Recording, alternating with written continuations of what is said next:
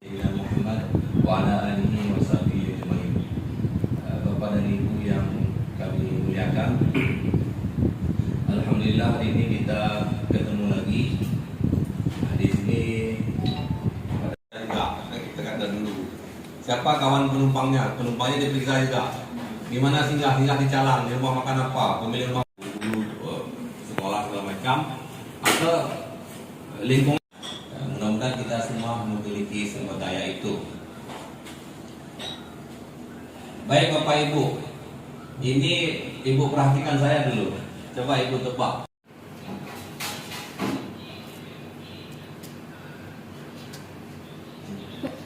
Apa? Iya. Ibu silakan. Ibu Zeta agak terlambat datang karena anaknya tadi belum lihat. Ini mobil pribadi, kan 300 pribadi. Aduh, Pak Ali. Pak El ya? Jangan lari berkata ya. Atau Bapak saya kalian juga loh. Ibu semua mengerjain.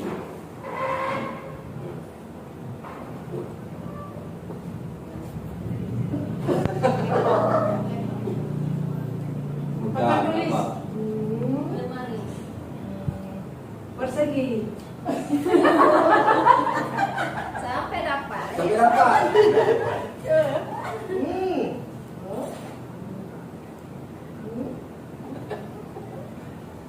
Baik, saya pun nggak tahu. Ruangan pelatihan. Ruangan kelas. Jendela. Jendela. Ruang kelas. Ibu Ros, Ibu Ros. Siapa? Ayo silakan, siapa mau ke depan satu Siapa ya? memperagakan aset yang ada di sekolahnya. Depannya Bapak. Oh ya, kemana? Depannya Bapak dulu. Enggak, ini kok betulan sama. Udah janjian kalau Bayar bayar. baju saya. Kita nggak ada nggak janjian ya. Itu janjian kita semalam. Kita hampir sama juga, Bu. Ya. Saya kurang putih. Orang kita sempurna. Membaca buku. Beda apa? Coba kali kau. Belum. Belum. Coba nilai semua. Belum. Cie.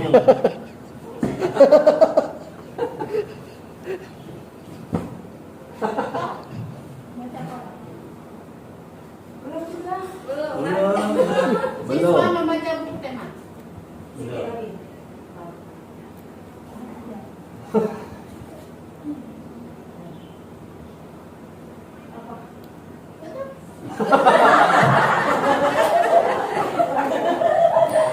Apa ya Pak? Pak Wan, kalau nggak tahu. Siswa. Tapi ada Pak. Ambil Pak. Membaca buku tema. Apa pusaka ada berhubungan dengan perpustakaan? Ya.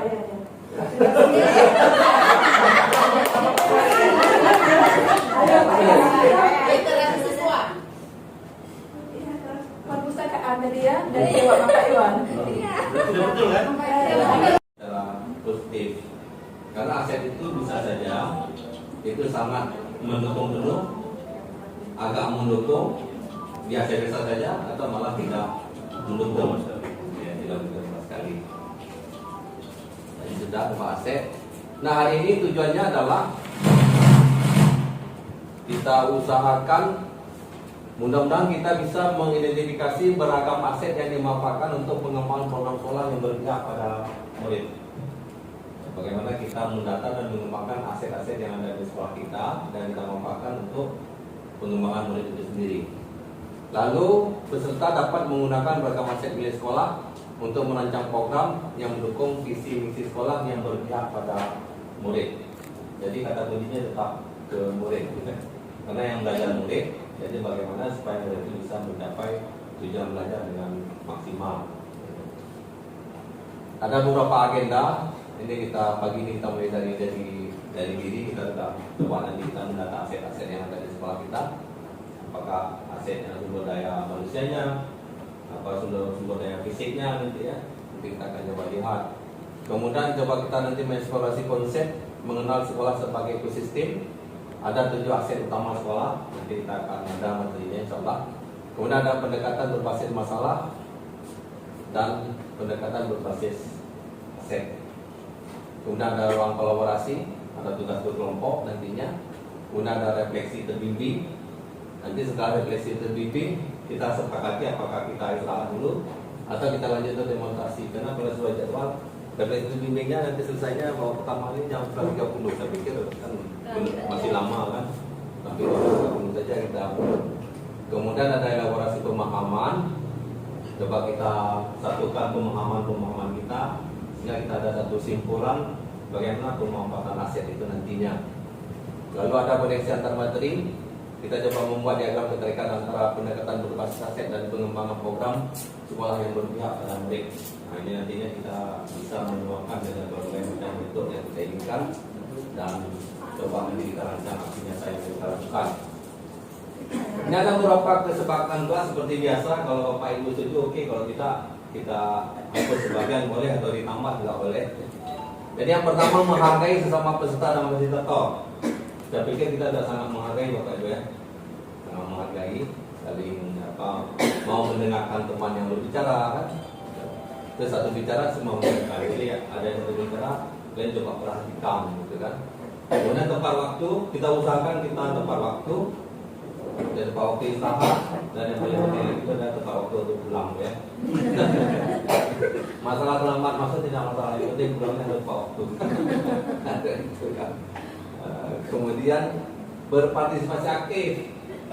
Nah, jadi mudah-mudahan kita ada buat laptop semua, nanti coba kita berbasis laptop juga, tapi ada juga LK-nya. Coba kita laptop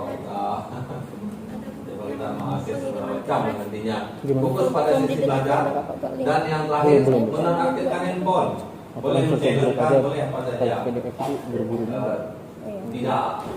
Tidak harus dimasukkan dalam tas maksudnya. Ya boleh saja taruh di atas meja apa kan, karena mungkin kita ada itu kan kelas sekolah, ya saat ini ada guru pengawas, terus saat ini kan hari belajar, jadi yang penting guru-guru di sekolah itu perlu komunikasi ya silakan.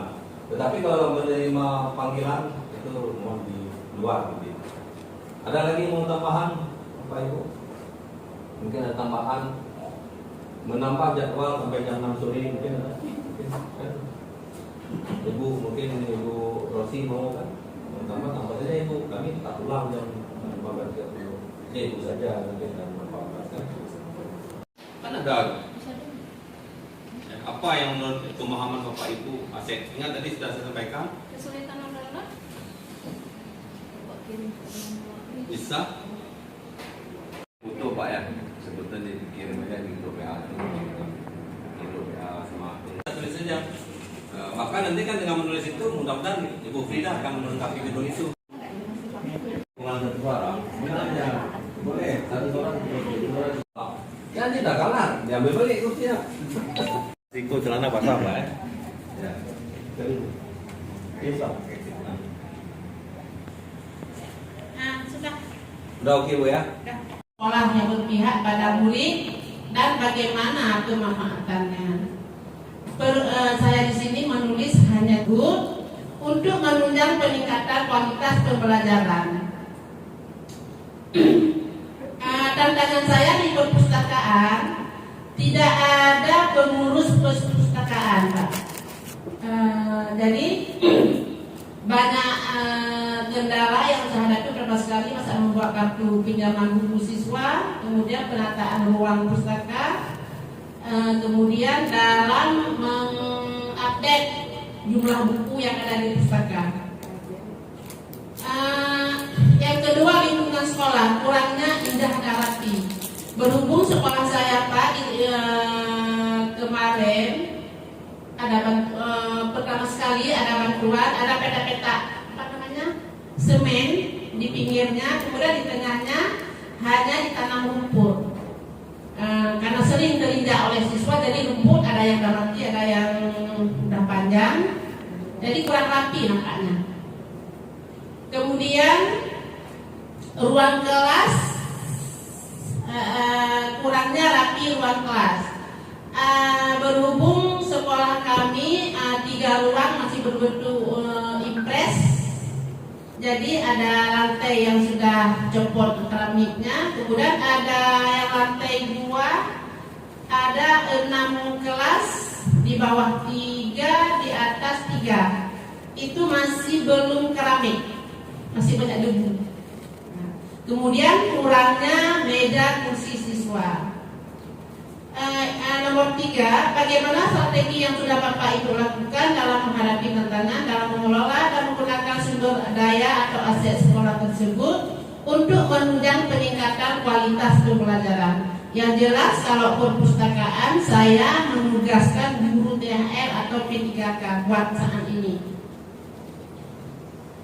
Yang kedua, cara mengatasi kurangnya indah rapi, saya melakukan pemotongan rumput atau pembersihan rumput 1 bulan sekali. Terus sekali pakai sumber daya manusianya 250 itu sebulan. Hanya panjang loh. Kemudian cara mengatasi kurangnya rapi kelas tetap menyapu setiap pagi oleh CS Senin Servis. Kemudian kursi direhat seadanya saja. Nanti apa? Ya. Oke, terima kasih. Assalamualaikum warahmatullahi wabarakatuh. Kita dapat dari Ibu Ron. Mana kerjaan Ibu Ron?